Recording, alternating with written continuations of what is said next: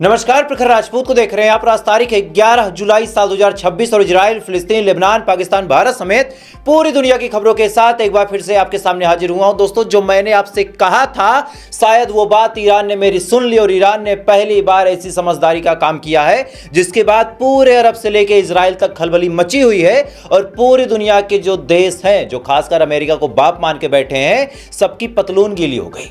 दरअसल ईरान ने दो बड़ी धमकियां दी हैं। सबसे पहले ईरान ने इजराइल को निशाने पर लेते हुए कहा कि हमारे ऊपर कहीं से भी किसी भी तरीके से, यानी किसी की भी जमीन से हमला किया जाता है तो इस बार जो हमारा हमला होगा वो इजराइल की तरफ होगा। यानी साफ तौर पे ईरान ने ऐलान कर दिया है कि भाई साहब, हमें कहीं से भी मार पड़े, हमारे ऊपर अमेरिका कहीं से भी बम फेंके, चाहे वो दुबई की जमीन का इस्तेमाल करे, चाहे सऊदी की जमीन का इस्तेमाल करे, चाहे कतर की जमीन का इस्तेमाल करे, वी लिटरली डोंट केयर।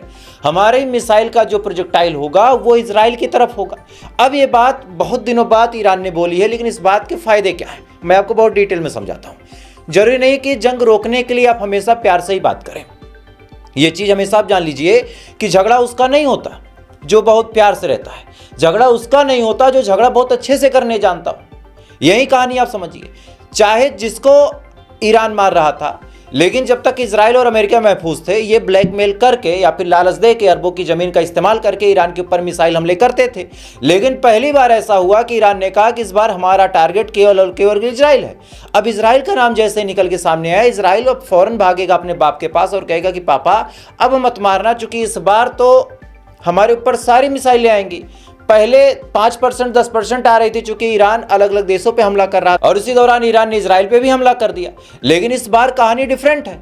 इस बार कहानी यह है कि हमला चाहे जहां से होगा, लेकिन ईरान हम पे ही हमला करेगा। ऐसे हाल में इस बार इजराइल को बहुत बुरा नुकसान झेलना पड़ सकता है और यही वजह है कि अब इजराइल कहीं ना कहीं अमेरिका को कन्विंस करेगा कि भैया जंग छोड़ो, सीज फायर कर लो। खैर, इसी दौरान दोस्तों यूएई को रंगे हाथ लेते हुए साफ तौर पे इस बार ईरान ने कहा है कि हम तुमको वो नुकसान देंगे बेटा जिस नुकसान से तुम उबर नहीं पाओगे। पीछे आप वीडियो देख सकते हैं, ये वीडियो उसी धमकी का है। इस वीडियो में साफ तौर पर ईरान द्वारा ये कहा गया कि ईरान के खिलाफ यूएई ने अपनी जमीन का इस्तेमाल किया, अपनी फिजाई ताकत का इस्तेमाल किया और साथ ही अपने डिप्लोमेटिक रिलेशन का भी इस्तेमाल किया ताकि इजराइल और अमेरिका ईरान को डैमेज कर सकें। इस वजह से इस बार हम तुमको वो नुकसान देंगे कि इस नुकसान से तुम उबर नहीं पाओगे। यानी पहली बार ईरान ने खुले तौर पे अमेरिका को धमकी नहीं दी, चूंकि ईरान ये क्रोनोलॉजी समझ गया है कि अमेरिका को हम धमकी देंगे, अमेरिका हम पे हमला करेगा। हम पे जब हमला करेगा तो ऐसे हाल में हम बाकी देशों को ठोकेंगे। बाकी देशों को ठोकेंगे तो इससे अमेरिका को नुकसान क्या है? केवल पैसे का नहीं। इस बार ईरान का प्लान यह है कि देशों को इतना डरा दो कि वो अमेरिका को मना कर दे कि भैया हमारे आसपास नहीं आना। खैर, इसी दौरान दोस्तों अब आपको 2-3 बड़ी अपडेट देता हूं और साथ ही गुलाबी सूअर कितना बड़ा दोगला है ये भी आप जान लीजिए। आपकी स्क्रीन पे एक वीडियो चल रहा होगा, ये वीडियो भी मैं दिखा भी देता हूं कि अमेरिका ने इजराइल की सुरक्षा में कई सारे F-22 फाइटर जेट तैनात किए थे और कहा था कि इनकेस कभी ईरान हमला करे तो तुम लोग ईरान के हमले से इजराइल को बचा लेना और इजराइल के साथ मिलकर कोई ऑपरेशन अगर चलाना हो तो चला लेना। फाइनली ये वीडियो निकल के सामने आया है, जिस वीडियो में आप साफ तौर पर देख सकते हैं कि ये फाइटर जेट पहली बार ऐसा हुआ, इस जंग से 4 महीने गुजर चुके हैं, इजराइल से ये फाइटर जेट अमेरिका की तरफ रवाना हो चुके हैं। यानी एक तरफ ये मैसेज दिया जा रहा है भाई साहब कि जंग अब खत्म है। इजराइल के अंदर जो F-22 फाइटर जेट खड़े थे वो इजराइल से अमेरिका की तरफ रवाना हो गए। लेकिन इसी दौरान मैंने कहा ना कि गुलाबी सूअर कितना बड़ा दोगला है। गुलाबी सूअर ने यह भी कहा कि हमने 3 दिनों तक जो हमले किए थे, यानी 3 दिन, आपको याद होगा ये 3 दिन के हमले कैसे थे, जिसमें 14 से ज़्यादा लोगों की मौत हुई, 78 से ज़्यादा लोग घायल हुए। उनकी मौत और उनके कत्ल के बाद अमेरिका ने यह कहा कि हमने 3 दिनों तक जो हमले किए थे वो हमले हमने केवल ईरान के ऊपर प्रेशर डालने के लिए किया था। मतलब इनका कहना यह था कि ईरान चूंकि सही से हमसे बातचीत नहीं कर रहा था, इस वजह से हमने अपनी ताकत का एक छोटा सा नुमाइंदा जो है वो ईरान के सामने रखा और बताया कि देखो अगर बातचीत सही से नहीं करोगे तो ये हमले हम करेंगे, बाद में तुम हमले करोगे और ये चीज़ें यूं ही चलती रहेंगी। तो अमेरिका का ये कहना है कि हमने ये हमला केवल दबाव बनाने के लिए किया और आने वाले टाइम में हमारा हमला करने का कोई इरादा नहीं है। ये बात कल रात को 9:30 बजे पब्लिकली बोली जाती है। लेकिन इसी के चंद घंटे बाद, जी हाँ बहुत ध्यान से सुनिएगा, इसी के चंद घंटे बाद ईरान के ही खिलाफ डोनाल्ड ट्रंप ट्वीट करके बोलता है कि ईरान ने मुझसे रिक्वेस्ट की थी। ध्यान दीजिए गुलाबी सूअर का झूठ, कि ईरान ने मुझसे रिक्वेस्ट की थी और ये कहा था कि आप बातचीत कीजिए और सीज फायर कर लीजिए। इस वजह से मैं ईरान के सामने बातचीत और सीज फायर करने के लिए गया, अदरवाइज मेरा बातचीत करने का मन नहीं था। और चूंकि ईरान बार बार मुझे धोखा दे रहा है, ईरान बार बार मुझसे सही से बात नहीं कर रहा है, इस वजह से सीज फायर अब ओवर है, यानी एक बार फिर से जंग का ऐलान अमेरिका द्वारा कर दिया गया। अब देखिए, अभी मैंने जब आपको बताया कि इजराइल से F-22 फाइटर जेट जो है वो उड़ के अमेरिका पहुंच गए, तब आपको एक सुकून भरी राहत की सांस आई होगी कि भाई साहब चलो अब जंग के बादल छट रहे हैं। इजराइल के अंदर से अगर फाइटर जेट अमेरिका उठा के कहीं और लेके जा रहा है तो इसका मतलब है कि भाई अब अमेरिका हमला नहीं करेगा, इधर ईमान भी अमनो चैन से रहेगा, इस वजह से अब कोई दिक्कत नहीं है। लेकिन यही तो अमेरिका का खेल। आप देखिए, स्क्रीन पे आप खबर देख सकते हैं, इमेज देख सकते हैं, जो अब्राहम लिंकन एयरक्राफ्ट कैरियर है इस समय एक बार फिर से वो गल्फ ऑफ ओमान पहुंच चुका है। जी हाँ, एक बार फिर से वो गल्फ ऑफ ओमान पहुंच चुका है और ईरान से इसकी दूरी महज 178 माइल्स की बची है। ईरान के इतने करीब पहुंच चुका है कि जो एक्सपर्ट हैं वो बता रहे हैं कि अगर कायदे से ईरान इस पे हमला कर देगा तो ईरान की हर एक मिसाइल की जद में ये है और इसके आसपास कोई नेवल फ्लीट भी नहीं है, कोई सिक्योरिटी का इंतजाम भी नहीं है। यानी एक तरफ अपने फाइटर जेट को अमेरिका बुला लेना और दूसरी तरफ चुपके से अपना Abraham Lincoln aircraft carrier Iran के करीब लेके जाना, ये बात साफ तौर पे साफ हो जाती है कि अमेरिका कुछ तो बड़ा खतरनाक प्लान कर रहा है। और अमेरिका का इतना प्रेशर है पूरे मिडिल ईस्ट के देशों पे कि अमेरिका के खिलाफ कोई भी, चाहे जितना बड़ा वो इस्लाम का सुरमा बनता हो, आमतौर पे मिडिल ईस्ट में जितने भी देश हैं वो बताते कि हम ही असली वाले हैं, बाकी पड़ोसी तो नकली है। यही खेल चल रहा। आज बताऊं आपको, अभी वीडियो भी दिखा रहा हूं, सीरिया के जो राष्ट्रपति अल जुलानी अल सरा हैं उनके सामने बाकायदा डोनाल्ड ट्रंप कहता है कि जो गोलन हाइट, वो पहाड़ जो सीरिया को बिलोंग करता है, मैंने उसको उठा के इजराइल को दे दिया। लेकिन इतना सुनने के बावजूद भी अल जुलानी के मुंह में एक शब्द नहीं आता कि भाई साहब ये बोल तो सके कि ऐसी बात ना कीजिए और गोलन हाइट हमारा है। मतलब अपनी ही जमीन को क्लेम तक नहीं कर पाया सीरिया का राष्ट्रपति। वीडियो देखें आप। No president's done as much for Israel as I have. Nobody even close. If you look at, I mean, just look at all the things with Jerusalem, all the different things that we've done. The Golan Heights, I did things. Nobody has ever done anything for Israel like me, and we've made tremendous progress. And we've made a lot of progress with Iran too. Wiped out their military, but they should have been done 47 years ago. If I could, do you think that that Prime Minister Netanyahu should be re-elected this election? Would you like to see इस video में दोस्तों आप साफ तौर पे सुन सकते हैं कि सीरिया के ऊपर, सीरिया के अंदर बैठ के किस हिसाब से अल जुलानी के सामने ये बात डोनाल्ड ट्रंप बोलता रहा, लेकिन सीरिया का वो आतंकवादी राष्ट्रपति एक शब्द नहीं बोल पाया। खैर इसी दौरान दोस्तों तुर्की के ऊपर इजराइल इस समय भड़का हुआ है और एक तरह से देखा जाए तो तुर्की और इजराइल एक दूसरे के आमने सामने बार बार आके खड़े हो रहे हैं। चूंकि इस बार इजराइल का आरोप है कि तुर्की के अंदर हमास के जो बड़े बड़े नेता हैं वो जाके रह रहे हैं। वो नेता जिनका परिवार कतर में रहता है, वो नेता जो गाजा के अंदर बड़े ऊंचे पोस्ट पे हैं, उन तमाम लोगों को असाइलम देने का काम, उन तमाम लोगों को शरण देने का काम तुर्की ने किया। ये बड़ा आरोप है। और ऐसे हाल में इजराइल ने एक बात और भी बोली है कि अगर तुर्की हमारे खिलाफ कोई साजिश करना चाहता है या फिर तुर्की हमारे खिलाफ कोई एक्शन लेना चाहता है तो तुर्की भी हमारी जद में है। और यही वजह है कि इजराइल ने जो तुर्की को F-35 फाइटर जेट अमेरिका देना चाहता है, उसके जबरदस्त अपोजिशन में खड़ा इजराइल। चूंकि इजराइल तुर्की को भी अपना अगला टारगेट समझ रहा, वो बात अलग की है कि तुर्की नहीं समझ पा रहा, लेकिन इजराइल का एजेंडा बड़ा साफ है कि पहले गाजा, उसके बाद सीरिया, उसके बाद लेबनान और अगला नंबर तुर्की है। ये फैक्ट है, इस बात को आप समझिएगा। इजराइल की राह का काटा केवल ईरान। ईरान आज ये श्योर कर दे कि भैया तुम जो करना हो करो, हमसे नहीं मतलब है। केवल एक लाइन ईरान अभी बोल दे कि तुम्हें गाजा पे कब्जा करना है तुम कर लो, तुम्हें लेबनान पे कब्जा करना है तुम कर लो, तुम्हें तुर्की पे कब्जा करना है तुम कर लो, हमें नहीं मतलब। ईरान इजराइल का सबसे अच्छा दोस्त हो जाएगा। आप यकीन मानिए, ईरान की सिक्योरिटी की एक जिम्मेदारी इजराइल उठा लेगा। लेकिन ईरान क्या कर रहा है? ईरान केवल उस चीज को बचाने पे लगा है कि कल को कोई ये ना कह पाए कि एक पे हमला हो रहा था, एक ताकतवर होकर दूसरे कमजोर को सता रहा था, तुम इधर ताकतवर बने बैठे थे, तुमने कुछ बोला तक नहीं। और ऐसी गलतियां जो कर देते हैं, जैसे ईरान तो वो गलती नहीं कर रहा, भले उसने कुर्बानियां दी लेकिन वो नहीं झुक रहा। जो लोग करते हैं गलती, 25-25 साल बाद उनको रिग्रेट फील होता है। आज उसी की अपडेट आपको देता हूं। स्पेन के प्राइम मिनिस्टर बाकायदा मीडिया के सामने आके ये बात बोल रहे हैं कि हमसे अमेरिका ने 23 साल पहले कहा था कि इराक न्यूक्लियर वेपन बना रहा, और हमको बोल के, हमको कन्विंस करके अमेरिका लेके जाता है। लेके जाने के बाद हमारे हाथों से ही इराक के अंदर कत्लेआम मचाता है। बाद में जब हमने चेक किया तो वहाँ कोई न्यूक्लियर वेपन था नहीं। मतलब इराक में लाखों लोगों की जान गई अमेरिका के एक बयान के बाद, लेकिन वो सब झूठ था। क्या कुछ कहा, थोड़ा सा सुने आप। Hace 23 años, otra administración estadounidense nos arrastró a una guerra en Oriente Medio. Una guerra que, en teoría, se dijo entonces, se hacía para eliminar las armas de destrucción masiva de Saddam Hussein, llevar la democracia y garantizar la seguridad global.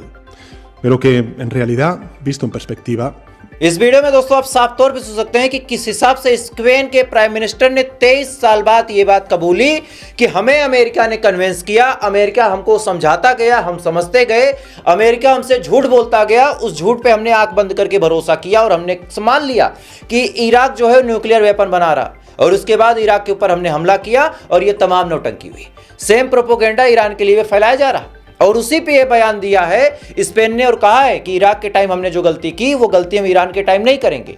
तो जब मैंने आपसे अभी कहा ना कि कोई कोई गलती आज आप कर जाते हैं, 20-25 साल बाद उसका पछतावा होता है, लेकिन बाद में आप उसको बदल नहीं सकते। गाजा के लिए अगर सारे देशों ने शुरू से आवाज उठाई होती तो गाजा आज आजाद होता, गाजा आज एकदम आजाद होता, लेकिन उस टाइम लोग खामोश रहे। जब गाजा 60% 70% कब्जा हो गया तब लोगों ने बोलना शुरू किया।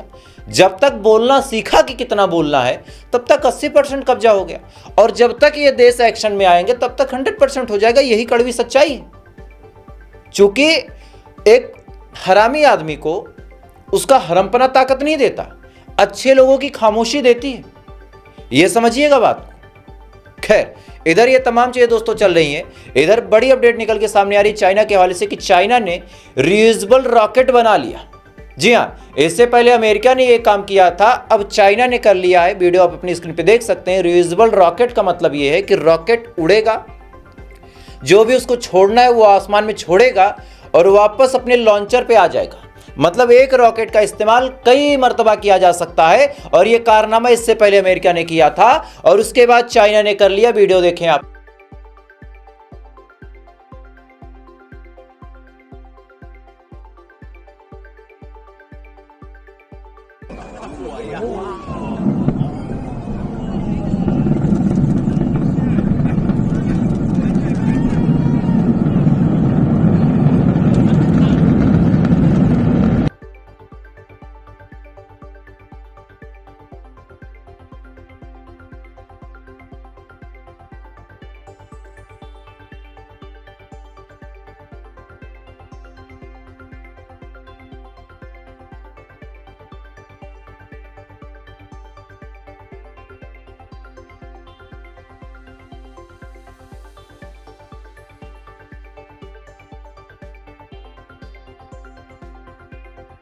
इस वीडियो में आप साफ तौर पर देख सकते हैं कि चाइना ने क्या टेक्नोलॉजी बनाई है। अब आप सोचिए, चाइना हमारा पड़ोसी है। ऐसा नहीं कि चाइना कहीं बहुत दूर का है, उसके पास कुछ ऐसा एडवांटेज है जो हमारे पास नहीं है। लेकिन समस्या ये है कि चाइना में चाहे जैसी लीडरशिप रही है, उसने कम से कम गद्दारी तो नहीं की अपने मुल्क के साथ और भ्रष्टाचार नहीं किया। हमारे देश में आलम यह है कि प्रभु श्री राम के, भगवान राम के भारत में भगवान राम के ही गहने चुरा लिए गए, उनका चंदा चुरा लिया गया, और आज अयोध्या में ऐसा प्रोटेस्ट हुआ है कि ऐसा प्रोटेस्ट कहीं नहीं हुआ। वीडियो देखें आप।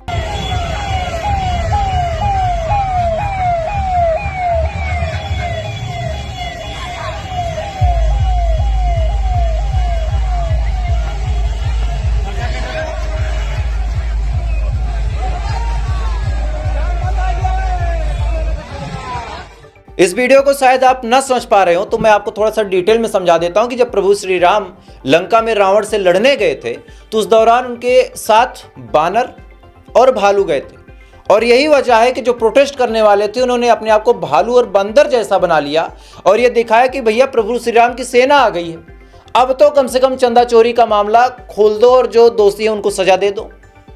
समझिएगा, इस पे भी जो हिंदूवादी लोग हैं उनको समझ नहीं आ रहा कि बीजेपी क्या कर रही। दो चीजें आपको बताता हूं। पहला कि जब ईरान के ऊपर अमेरिका ने हमला किया और हमारा जो चाबहार पोर्ट था, पापा के कहने पे पापा ने बंद कर दिया। उस चाबहार पोर्ट की कीमत, हमारी जो लागत थी, कई हजार करोड़ थी, कई हजार करोड़। हमारा वहां एक टर्मिनल था, विभत्स टर्मिनल, उसको अमेरिका ने हमला करके तबाह कर दिया। मतलब भारत की 1000 करोड़, लिखित में आप अपडेट दे सकते हैं, द क्रेडिबल न्यूज की ये पूरी अपडेट है। लिखित में आप देखिए कि 1000 करोड़ का हमारा टर्मिनल फूंक दिया गया, लेकिन मोदी साहब ने चूं तक नहीं की। अब उनके जो फॉलोअर हैं अपने आप को बड़े सनातन के सूरमा समझते हैं। राम मंदिर में चोरी का मामला हुआ, मुंह पे ताला है।